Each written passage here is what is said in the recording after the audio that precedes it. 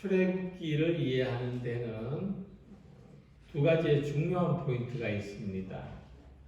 첫째로 출애굽기는 표면적으로는 이스라엘 백성들이 애굽에서 해방되는 역사적인 사실을 전달해 주고 있지만은 내면적으로는 하나님께서 그분 자신을 우리들에게 나타내 보이시는 것입니다.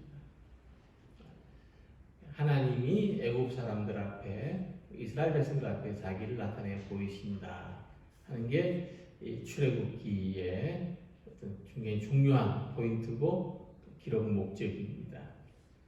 둘째로 하나님이 그분을 우리들에게 보여주시는 데 있어서 어떻게 보여주시느냐? 이스라엘 백성들에게는 구원하신 하나님, 애굽 백성들에게는 심판하신 하나님. 이스라엘 백성들은 영적으로 구원받은 자녀들을 의미하고 애굽 백성들은 세상에 속한 사람들을 의미하는데 각각 다르게 어떤 사람들에게는 구원의 하나님, 어떤 사람들에게는 심판의 하나님으로 자기를 나타내 보이신다, 알려주신다고 하는 것입니다. 그리고 이 이야기는 이제 하나님 믿는 사람들이 오늘의 상황을 이해하는데 대단히 중요합니다. 우리가 이 현재 모든 힘들고 어려운 상황 속에서도 구원하시는 하나님을 발견할 수 있기 때문이다 하는 것입니다.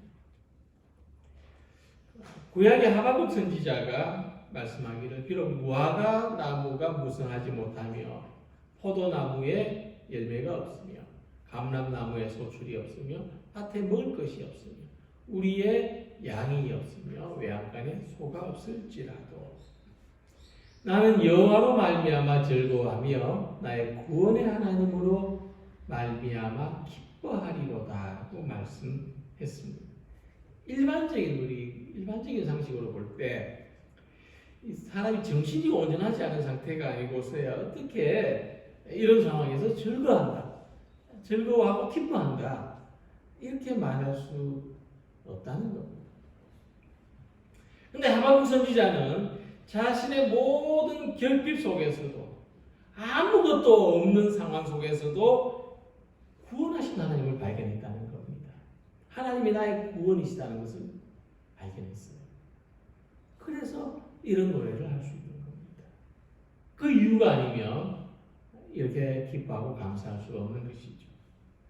그래서 오늘 우리가 이 코로나19의 상황에서도 어려움을 겪고 있는 가운데서도 구원의 하나님을 발견하고 구원의 하나님을 경험하는 우리 모든 성도님들이 되시기를 바랍니다. 오늘 우리가 어떤 일을 만나더라도 그 속에 하나님의 구원이 있다. 우리에게는 하나님이 구원의 하나님으로 나타나시고 우리가 믿는 하나님을 구원의 하나님으로 만난다고 하는 이 사실 가운데 불안하고 두려운 현실 속에서도 하나님이 주시는 평안을 얻으시기 바랍니다. 자, 그렇다면 하나님은 왜 재앙을 내리시는가? 오늘 이 질문을 생각해 보면서 함께 은혜를 나누도록 하겠습니다. 이스라엘 백성들이 출애굽하기까지 하나님은 모두 10번의 재앙을 내리십니다. 그리고 이 하나님의 재앙은 셋, 하나 이렇게 묶어서 이해하기도 합니다. 어쨌든 어느 누구도 자기 삶에 재앙이 있기를 바라진 않을 것입니다. 내가 직접 이 재앙 속에 들어가서 경험하는 것이 아니라 그냥 내 주변에도 그런 일들이 일어나는 것을 원치 않을 것입니다. 그런데 어째서 하나님은 10번이나 거듭되도록 재앙을 내리셨을까?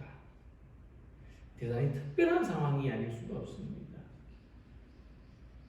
여기에는 몇 가지 이유가 있는데 첫째로 바로 왕이 너무 완악했기 때문입니다. 하나님은 이 바로 왕이 두 손을 들고 항복할 때까지 거듭해서 재앙을 내리셨습니다. 때로 우리 삶에 재앙과 같은 일이 생기는 것은 나의 완고함을 내려놓고 전적으로 하나님만을 의지하게 하시고, 그래서 우리 영혼을 온전히 구원하려고 하시는 하나님의 깊은 뜻이 있음을 발견해야 할 것입니다. 우리는 그 의미를 여기에서밖에 찾을 수가 없습니다. 둘째로 거듭해서 재앙을 내리신 것은 이스라엘 백성들에게는 하나님의 위대하심을 발견하게 하시기 위해서입니다. 하나님이 재앙을 내리신 이 어떤 현상들은, 이 사건들은 모두 애굽 사람들에게 있어서 신성시되든 신격화되는 대상들과 사건들이었습니다. 그러니까 이스라엘 백성들은 지금 애굽의 엄청난 그 힘, 이 애굽의 권세에 굴복하고 노예로 살았는데, 그 애굽의 모든 신들보다도 더 위대하신 하나님을 발견하고 하나님을 경외하는 믿음을 가지게 된 것이 거듭해서 재앙을 내리신 목적이라고 하는 것입니다. 그러므로 우리가 환난 날에 더욱 하나님의 위대하심을 생각하고, 내가 크고 내가 위대하고 내가 대단하다고 생각했던 것들보다 우리 하나님이 더 크고 위대하시고 놀라우신 하나님이신 그것을 깨닫고 믿음을 회복하는 계기로 삼는 성도들이 되시기를 바랍니다. 그리고 세 번째로는 이 글을 읽는 모든 사람들이 구원의 하나님을 경외하게 하시기 위해서가 아닌가 생각합니다. 하나님은 우리들을 모든 재앙에서부터 건지시고 땅의 위험, 하늘의 위험, 물의 위험, 모든 어떤 권력의 위험으로부터 해방하시고 구원하시는 것을 생각하면서 하나님만을 경외하는 가는 세대와 오는 세대 모든 사람들이 되시기를 소망합니다. 자, 그렇다면 우리가 이제 이 재앙을 한 가지씩 생각해 보면서 의미를 살펴볼 것인데, 첫 번째로 하나님이 내리신 재앙은 나일강이 피로 변하게 하신 것입니다. 출애굽기 7장 20절 보면 모세와 아론이 여호와께서 명령하신 대로 행하여 바로와 그의 신하의 목전에서 지팡이를 들어 나일강을 치니 그 물이 다 피로 변했다 그랬습니다. 이 구약 성경에서 피는 굉장히 상징적인, 그죠? 이 피는 생명을 상징하는 것입니다. 그래서 창세기 9장 5절에 보면 내가 반드시 너희의 피 곧 너희의 생명의 피를 찾으리니, 그냥 피라고 하지 않고 생명의 피라고 했습니다. 짐승이면 그 짐승에게서, 사람이나 사람의 형제면 그에게서 그의 생명을 찾으리라.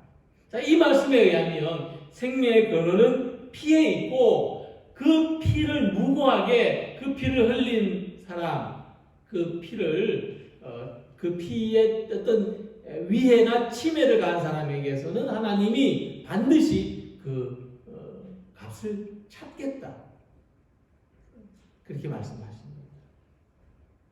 자, 이 말씀에 생명의 근원은 피에 있다는 것을 알 수가 있고, 또 레위기에도 피가 가지고 있는 제의적인 제사적인 상징이 잘 나타나 있죠. 피가 없이는 속죄가 없다는 겁니다.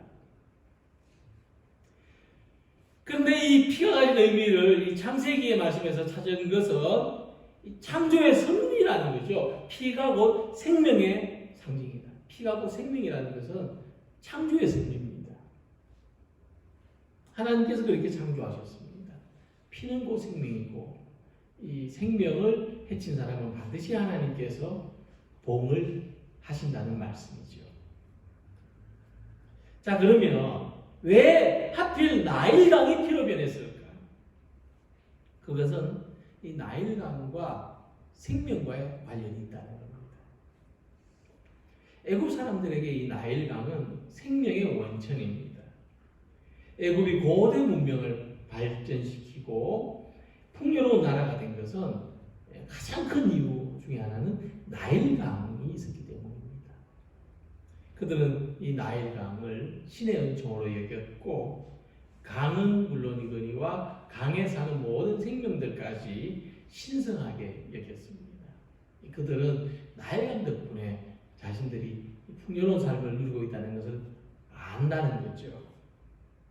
근데 이 애굽 사람들은 히브리 사람에게서 사내 아이가 태어나면 이 나일강에 던져서 죽이도록 했습니다. 하필 나일강에 던져서 죽이라고 했습니다. 그래서 어떤 의미가 있냐면 애굽 사람들은 자신들의 그 부와 생명을 유지하기 위해서 히브리 사람들의 그 사내 아이가 가진 생명을 빼앗고 그 피를 제물로 삼았다는 것입니다. 그래서 이 하나님의 첫 번째 재앙이 나일강에 그 재앙을 내리신 것은 대단히 상징적이고 이 애굽이라고 한 나라의 근간을 흔드는 메시지를 담고 있습니다. 히브리인들이 그 사내 아이를 나일강에 던져서 죽이도록 한 것, 자신들의 그 부하고 풍요로운 삶을 위해서 그 생명을 경시했던 그 애굽의 심판의 메시지를 던지시는 겁니다. 근데 이것은 무엇을 의미하냐면 공교롭게도 개발과 성장, 이 개발과 성장이 우선시되는 사회일수록 생명이 경시된다고 하는 겁니다. 지금 우리가 사는 사회를 한번 돌아보시면 지금도 이 산업 현장에서 각종 안전사고가 일어나고 이 택배 노동자들의 과로사, 높아져 간다는 자살률, 또 함께 일하는 현장에서도 정규직과 비정규직이 나누어져 있어서 위험한 일은 생명을 위협받는 일에는 비정규직이나 용역 직원들이 투입됩니다. 그래서 이미 우리 사회도 지금 이 히브리 사람과 애굽 사람들이 구분되어 있습니다. 히브리 사람들은 날과 같은 삶의 현장에 던져져서 죽어도 괜찮고 애굽 사람들은 존중받고 보호받아야 되는 이런 모습이 우리 사회 속에 있다는 겁니다. 자, 이런 현상들이 어디서 나왔느냐? 이 경제를 더 중요시하는, 생명보다 경제적인 이익을 더 중요시하는 그런 모습이 나온 어두운 결과고, 이미 과거 우리나라는 이 개발 독재라는 이름으로 그런 산업 현장에서 수없는 인권 침해 이런 일들이 그냥 정당화되고 합리화됐던 그런 시절을 우리가 지내왔고 지금도 그런 모습이 있다는 거죠. 교회도 마찬가지입니다. 교회도 이 영향에서 크게 벗어나 있지 않습니다.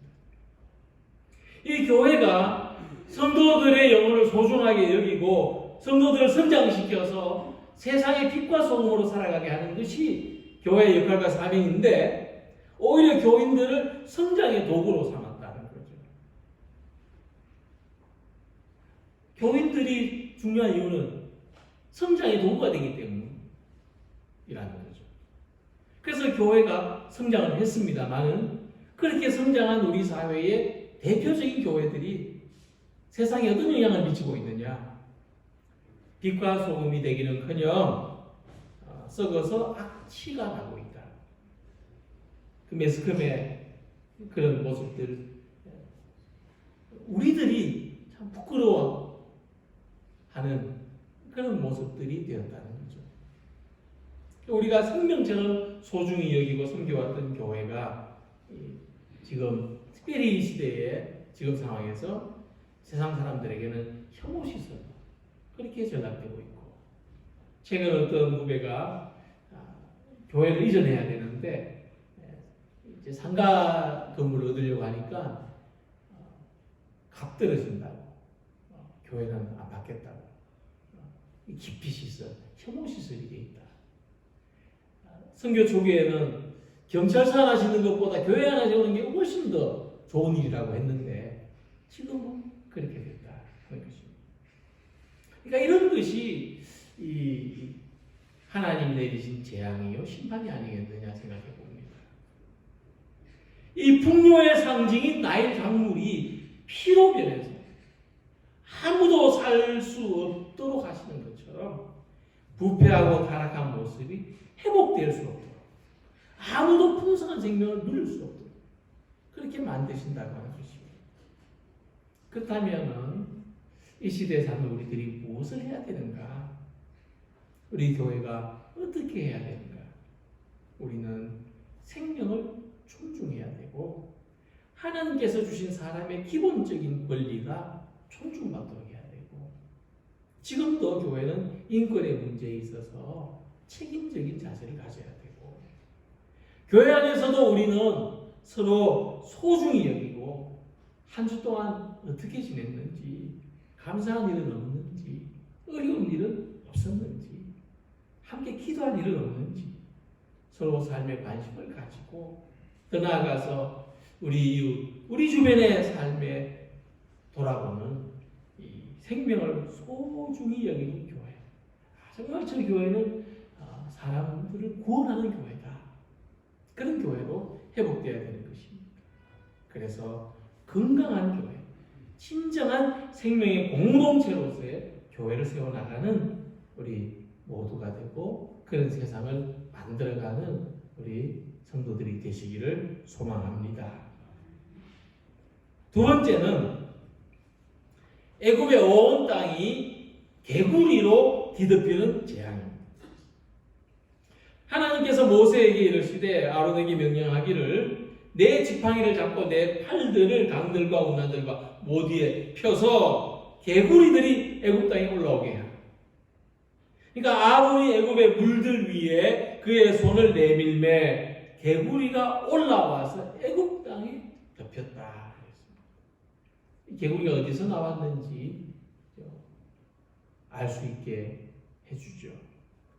근데 이 개구리는 알을 많이 낳습니다. 막 올챙이가 바글바글 하죠. 그래서 애굽 사람들은요, 이 개구리를 생산과 다산의 신으로 섬겼습니다. 애굽에서 오래된 이 조각 벽화를 보면 개구리 머리를 한 사람의 형상을 볼 수가 있어요. 그래서 이것은 애굽 사람들이 개구리를 신으로 섬겼다는 것을 보여주는 겁니다.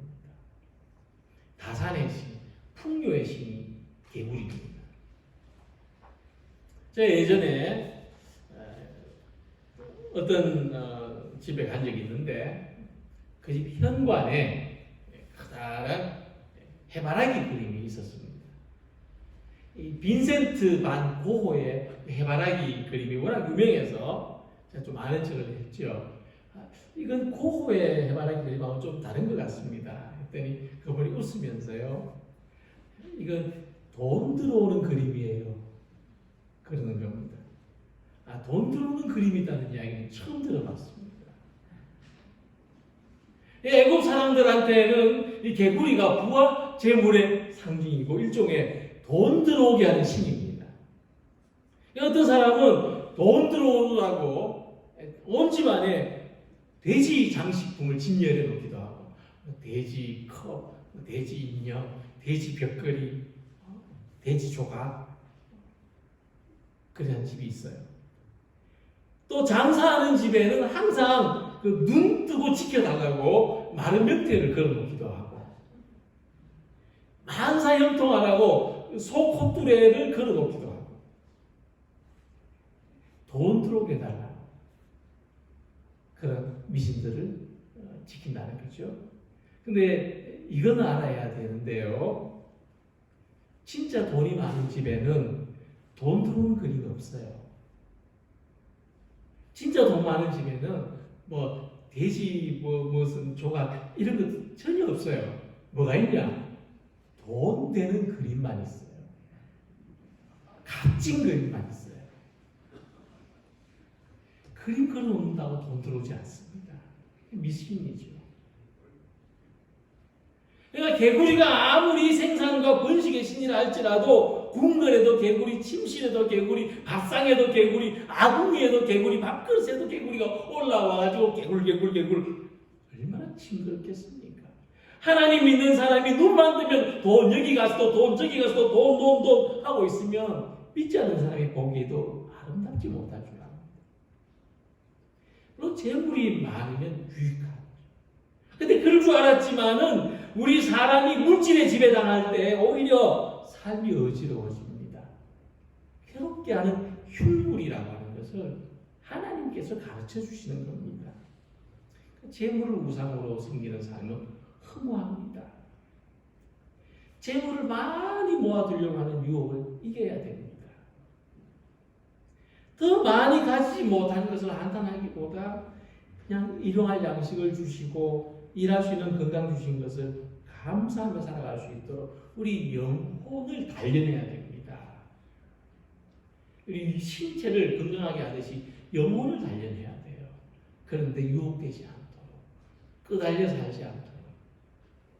그래서 재물의 우상이 우리를 고통스럽게 할 때 이 고통이 어디서 왔는지 발견해야 됩니다. 사람이 스스로에게 고통을 주는 단 한 가지 이유는 지나친 욕심 때문입니다. 자기의 한계를 넘는 욕심, 어떤 것이든지 그 욕심을 가지면 자기 스스로가 자기를 고통스럽게 합니다. 사람에게서 악취가 나는 것은 탐욕에 지배당하기 때문입니다. 사람이 하나님을 만나지 못하는 것은 우상에 매여 있기 때문입니다. 풍요와 행복이 아니라 해로움과 고통만을 더해주는 것이 우상입니다. 지금까지 이스라엘 백성들은 이 우상에 지배당하고 살았습니다. 애굽 사람들처럼 그들은 풍요로운 삶을 소망했기 때문에 그들이 부러웠습니다. 그들이 던져주는 빵을 먹으면서 하나님도 잊어버리고 영적인 자존감도 멀리해버리고 노예로 살았습니다. 그러나 개구리 재앙을 보면서 개구리가 복이 아니구나. 하나님이 마음복의 근원이시구나. 비록 가난하고 배고픈 삶을 살아도 하나님을 예배하는 기쁨과 자유를 소망하게 된 것입니다. 오늘 여러분들은 재물의 우상에 지배당하지 말고 마음복의 근원 대신 하나님을 섬기는 사람 되시기를 바랍니다. 욕심과 탐욕으로부터 자기를 지키고 1절 영혼의 거룩함과 정결함으로 살아가는 예수 그리스도의 사람들이 되시기를 소망합니다. 그리고 세 번째 재앙은 하나님이 티끌을 쳐서 이가 되게 하신 것이었습니다. 아론이 지팡이를 잡고 손을 들어 땅에 티끌을 치매 애굽 온 땅의 티끌이 다 이가 되어 사람과 가축에게 올랐다. 이 티끌이라고 하는 것은 땅의 먼지를 말합니다. 땅의 먼지. 근데 성경에서는요, 이 사람이라고 하는 존재가 아주 보잘것없다는 것을 나타낼 때 티끌이라는 예로 표현했습니다. 욥기 10장 9절에 보면 기억하옵소서 주께서 내 몸 지으시기를 흙을 뭉치듯 하셨거늘 다시 나를 티끌로 돌려보내려고 하시나이까 그랬어요. 그러니까 티끌이 뭉쳐진 것이 사람이고 이것을 흩어버리면 다시 근원으로 돌아갈 수밖에 없는 존재라는 것입니다. 흙에서 왔다가 흙으로 티끌과 먼지로 돌아가는 것은 약하고 보잘것없는 운명이라고 하는 것입니다. 근데 이 티끌이 이가 되었다 그래요. 한글 현대어 성경을 보면은 이 티끌이 모기가 되었다고 번역이 되어 있습니다. 예, 이게 우리처럼 정확하게 이다, 모기다라고 구분할 수 있는 게 아니고 특징이 있는데 뭐냐면 사람 피를 빨아먹고 사는 거예요. 아주 보이지 않는 조그만 건데 모기라 할지라도 아주 티끌 같은 그런 조그만 목인데 사람 피를 빨아먹고 사나운 그런 곤충이라는 거죠. 그러니까 이런 벌레들이 막 여름날에 그 하루살이 때만큼 달려든다고 생각해 볼 때 얼마나 괴롭겠냐 그죠. 사람 마음이 완악해지고 세상이 점점 험악해질수록 하나님의 재앙이 점점 더 강도가 높아진다는 것. 사람이 서로에게 피를 빨아먹는 그런 존재, 아주 그 이와 같은 모기와 같은 존재로 있게 된다는 것을 우리에게 가르쳐주고 있습니다. 이 상황이 우리에게 무엇을 가르쳐주느냐? 지금 어떤 다른 것이 아니고 사람이 어떤 전염의 매개가 되는 이 코로나의 상황이 우리에게 무엇을 가르쳐주고 있느냐? 사람이 강한 척하는 것, 전능한 척하는 것은 교만이라는 것을 깨닫게 해줍니다. 내가 잘났다고 생각하는 거, 내가 그래도 이 정도는 된다고 생각하는 거, 엄청난 교만이라고 생각합니다. 보잘것없다고 여겼던 자연 앞에 겸손해지지 않습니까? 우리가 호흡조차도 하나님이 지켜주지 않으면 살아갈 수 없다는 것을 알게 해주지 않습니까? 근데 이가 말이죠. 또는 모기가 애굽 사람들한테 재앙이 됐다는 것은 굉장히 수치스러운 이야기입니다. 왜냐하면 이 애굽이 얼마나 강한 나라인데요. 지금 마치 어떤 미국이라는 나라가 코로나에 그냥 쩔쩔매는 것하고 똑같은 겁니다. 프랑스라는 나라가 선진국이라고 하는 영국, 한때 세계를 호령했던 나라들이 이 바이러스에 쩔쩔맨다는 것은 그런 이야기죠. 만약에 애굽이 말이죠. 애굽이 이웃 나라에게 침공을 당했다. 이러면은 그들 자존심을 지킬 수 있어요. 어떤 애굽의 어떤 호랑이 떼가 달라들었다 이러면 그들의 군사들을 보내서 싸울 수가 있죠. 피를 절절 흘리더라도 우린 싸웠다. 맞섰다 할 수 있죠. 그런데 아무도 이책이 없어요. 그냥 재앙이 피로 변한 강물, 개구리, 이 모기 이런 시시한 것들이 이런 것들이 애굽이라고 나를 흔들어 놨다는 거죠. 아주 수치스러운 거죠. 그래서 우리도 정말 이런 상황을 경험하고 있는데 하나님 앞에서 우리가 무고한 어려움을 당하고 있다고 항변할 수만은 없을 것입니다. 우리는 사람의 생명보다 경제적인 이익을 더 중요하면서 살고 있지 않았는가? 우리는 신앙의 이름으로 욕심과 탐욕의 우상을 섬기고 살지 않았는가? 우리는 자기의 약함과 한계를 인정하고 서로 겸손하게 하기보다도 내가 잘났다, 교만하고 살지 않았는가? 지금 온 세계가 하나님 앞에, 자연 앞에, 사람들에 대해서 낮아지고 겸손해지는 때입니다. 이스라엘 백성들이 이 바벨론 포로에서 돌아올 때 에스라 선지자가 사람들에게 말했어요. 그때 했던 말을 전해주고 있어요. 내가 아하와 강가에서 금식을 선포하고 우리 하나님 앞에서 스스로 겸비하여 우리와 우리 어린아이와 모든 소유를 위하여 평탄한 길을 그에게 간구하였다. 그러니까 포로로 돌아올 때에 그 이제 강을 건너면 고국 땅인데 강을 건너기 전 그 강가에서 먼저 금식하고 하나님 앞에 겸비해졌다. 하나님 앞에 자복하고 겸손해지는 시간을 가졌다는 거죠. 그것이 은혜를 받는 길이라는 겁니다. 이 말은 무슨 말이냐면 이 에스라 선지자가 그들의 고난을 새롭게 해석하고 있다는 거죠. 바벨론 포로 70년 기간인데 어떤 사람들은 아니 우리가 무슨 죄가 많아서 날 때부터 포로 생활을 했습니까? 우리가 뭔 잘못을 해가지고 이런 어려움을 겪습니까? 그랬을 때 에스라 선지자는 그것을 인정하는 거예요. 금식하면서 우리는 고난을 받을 수밖에 없는 사람들이다. 인간이라고 하는 존재는 고통을 겪을 수밖에 없는 존재다. 물론 왜 다른 사람은 아니고 나냐고 질문할 수 있을 것인데 어쨌든 그까지는 알 수가 없지만 분명한 것은 우리는 보잘것없는 사람들이다. 우리의 삶은 전적으로 하나님의 은혜에 달려있다 하고 고백하는 것입니다. 우리는 티끌과 같은 생명이고 흙에서 왔으니 흙으로 돌아갈 수밖에 없다. 이건 대단한 것이 아니고 이것이 우리의 본질일 것인데 이것을 인정하는 것이 겸손이라는 겁니다. 내가 원래 그런 사람이라는 것을 받아들이는 것이 하나님 앞에 겸비해지는 것입니다. 그래서 우리가 이런 고백이 필요하죠. 우리는 연약하오니 주님이 보살펴 주셔야 됩니다.